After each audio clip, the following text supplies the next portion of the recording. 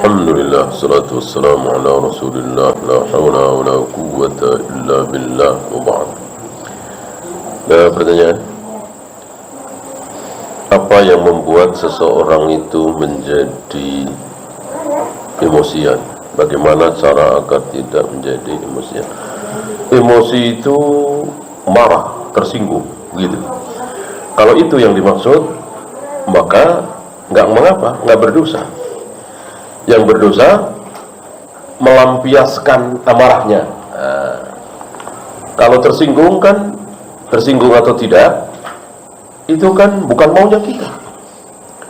Maunya kita, orang mau ngomong apapun kita nggak tersinggung, tapi kan nggak bisa. Ya, si A ngomong sedikit, diomongin dikit, tersinggung. Si B enggak, kecuali lebih parah lagi. Yang penting tidak melampiaskan emosinya itu. Yang dosa yang apa? Teriak, membentak, banting ini, banting itu, mukul, nendang. Dosanya di situ. Tahan itu. Adapun tersinggungnya, marahnya, dan itu ada di hati, nggak masalah. Oleh karena itu para sahabat tahu Nabi marah itu di mana, di apanya. Nabi marah nih. Di mana?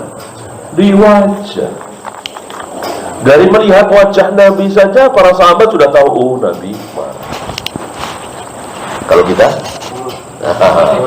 Kalau kita ya mulut, ya mata, ya tangan, ya kaki, marah dong, ya pecah semua gitu. Itu kalau kita. Nabi enggak, cuman di wajah. Tentu wajah bukan kekuasaan beliau, ya kan? Wajah beliau memerah karena marah ya bukan maunya beliau kan. Gitu. Suami sakit-sakitan 5 tahun tidak bisa memberi nafkah, bolehkah istri minta cerai? Jangan langsung begitu, kumpulkan dulu dua keluarga itu, gitu kan? Hakaman min ahlihi wa hakaman min ahliha. Musyawarah gimana baiknya. Sementara kata dokter semua sepakat nggak mungkin ini bisa sembuh. Stroke berat misalnya. Musyawarah. Jangan si istri memutuskan sendiri. Seandainya istri ini bersabar, dia merawat suaminya, ini pahala yang sangat besar. Sangat besar sekali. Seandainya harus pisah, itu berdasarkan dua hakim tadi. Dua keluarga musyawarah. Atau langsung hakim secara formal. Hakim pemerintah. Jangan memutuskan sendiri.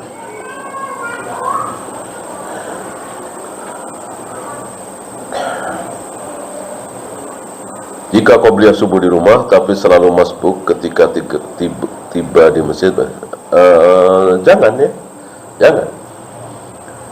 Usahakan jangan sampai telat walaupun takbiratul ihram. Jadi imam takbiratul ihram, kita langsung takbiratul ihram. Walaupun harus sholat qobliyah di masjid. Kecuali bisa, karena dekat sekali rumahnya, silahkan. Kalau tidak bisa, kita utamakan takbiratul ihram bersama imam. Ketika safar 1 pekan, mana yang lebih utama, sholat berjamaah di masjid atau jamaah qasar? Jamaah tidak ada hubungannya dengan safar, sering kita bahas. Jamak tidak ada hubungannya dengan safar. Artinya safar tidak safar, ketika perlu dijamak, jamak.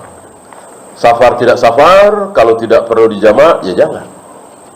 Ya seperti antum di Mekah, Madinah, nunggu jadwal kepulangan. Apakah antum jamak? Enggak kan? Tidak dijamak.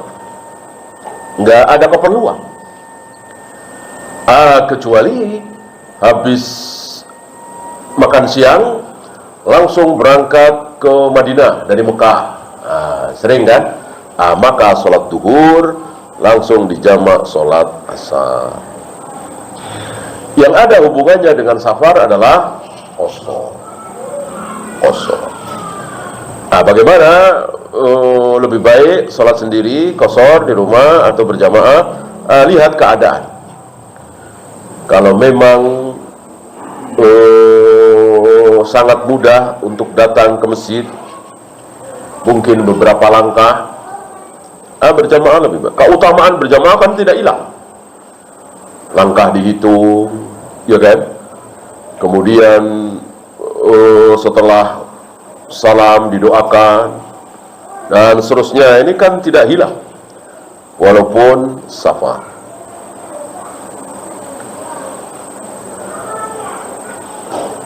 Apakah sholat di masjid kampung sebelah yang ramai lebih baik daripada sholat sendiri di masjid dekat rumah?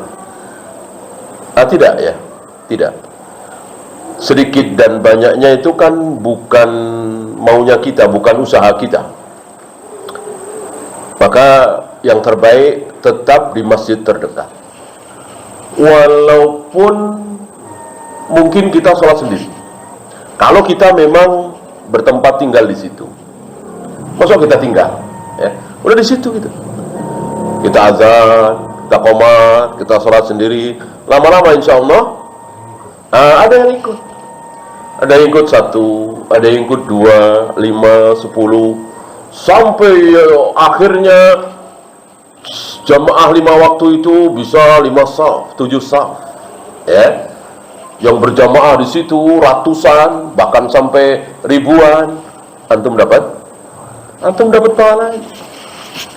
Man sanna fil islami sunnatan.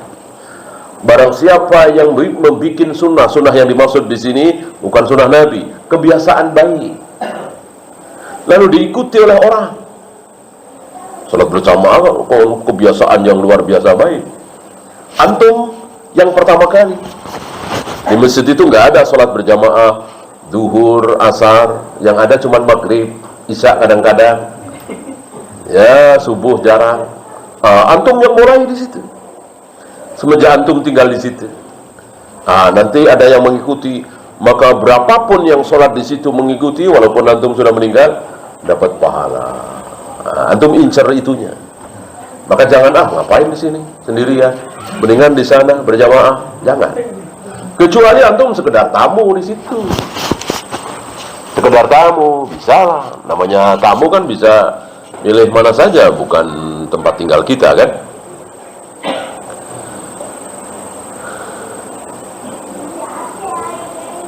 Bagaimana pas Jumat hujan deras, apakah mesti ke masjid juga, apa sholat zuhur di rumah? Tidak wajib. Tidak wajib.